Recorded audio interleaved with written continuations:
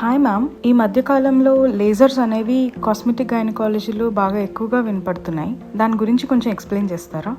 డెఫినెట్గా ఎక్స్ప్లెయిన్ చేస్తాను. నా ముందు వీడియో మీరు చూసినట్లయితే కాస్మెటిక్ గైనకాలజీలో సర్జికల్ ప్రొసీజర్స్ గురించి నేను మీకు ఎక్స్ప్లెయిన్ చేయడం అనేది జరిగింది. ఇప్పుడు లేజర్స్ గురించి మాట్లాడతాను. సో లేజర్స్ అనేవి ఈ మధ్య కాలంలో చాలా పాపులర్గా వింటున్నావు ఇది. సో లేజర్స్ అనేవి ఎనర్జీ డివైసెస్.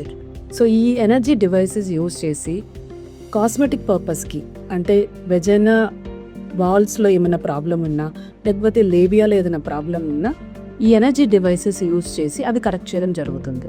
ఈ లేజర్స్ అనేవి కాస్మెటిక్ గైనకాలజీలో ఎలా ఉపయోగపడతాయి? ఈ లేజర్స్ అనేవి మామూలుగా వెజైనా ఎవరికైనా అట్రోఫీ ఉన్నా, అంటే బాగా డ్రై అయిపోవడము, లూబ్రికేషన్ అనేది లేకపోవడము, పోస్ట్ మెనోపాసల్ ఉమెన్లో ఇన్ఫెక్షన్స్ ఎక్కువగా రావడం, ఇవన్నీ ఉన్నప్పుడు ఈ లేజర్స్ యూజ్ చేయడం వల్ల మనకి డెఫినెట్గా వాళ్ళకి ఆ డ్రైనెస్ని, వెజైనల్ లూబ్రికేషన్ని ఇంప్రూవ్ చేయడానికి జరుగుతుంది. ఈవెన్ వెజైనా బాగా ల్యాక్స్గా ఉంది, నార్మల్ డెలివరీస్ అయిన తర్వాత వాళ్ళకి ల్యాక్స్ అయిపోయిన తర్వాత ఈ లేజర్స్ మిషన్స్ యూజ్ చేయడం వల్ల వాళ్ళకి కొత్తగా కొల్లాజన్ ఫార్మేషన్ అవ్వడము, కొత్తగా వాస్కులారిటీ ఫామ్ అవ్వడము, లూబ్రికేషన్ పెంచడం వల్ల వాళ్ళకి మునుపటి విధంగా వెజైనా అనేది అపియరెన్స్ అనేది ఉండడం జరుగుతుంది. And as well as vaginal rejuvenation అని అంటున్నారు ఈ మధ్య కాలంలో. సో వెజైనల్ రీజువినేషన్ అంటే మ్యారేజ్ అయిన తర్వాత, పిల్లలు పుట్టిన తర్వాత కొంతమందిలో సెక్షువల్ సాటిస్ఫాక్షన్ అనేది తగ్గిపోవడము, వెజైనా అనేది కొంచెం డ్రై అవ్వడము ఉంటే లేజర్స్ యూజ్ చేయడం వల్ల వాళ్ళలో సెక్షువల్ సాటిస్ఫాక్షన్ అనేది పెంచడం అనేది జరుగుతుంది.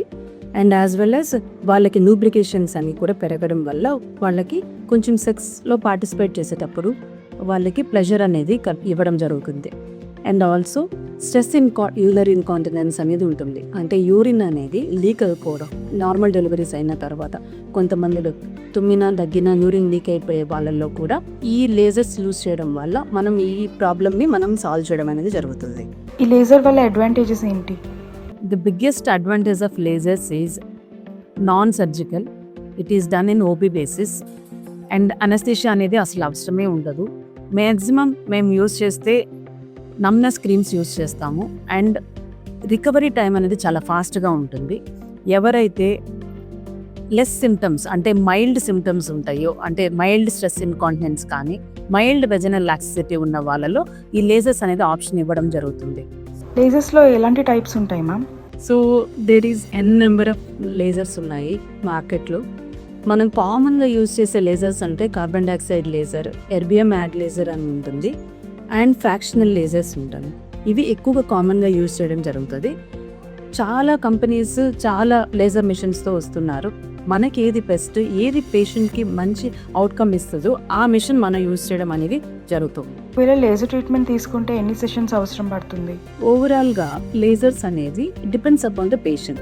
It is individualised. ఒకళ్ళకి ఒక విధంగా ఉంటుంది, ఒకరికి ఒక విధంగా ఉంటుంది. సో ఇప్పుడు లాక్సిటీ ఎక్కువగా ఉంది, వాళ్ళకి స్ట్రెస్ ఇన్కాంటినెన్స్ అనేది చాలా ఎక్కువగా ఉంది అనుకోండి, వాళ్ళకి సిట్టింగ్స్ అనేవి ఎక్కువగా అవసరపడుతుంది. లేదు మోడరేట్ మైల్డ్గా ఉన్న వాళ్ళలో వాళ్ళకి మంత్లీ 1 సెషన్ అవసరం ఉంటుంది. మ్యాక్సిమం 4 to 6 సెషన్స్ వరకు అవసరం ఉంటుంది.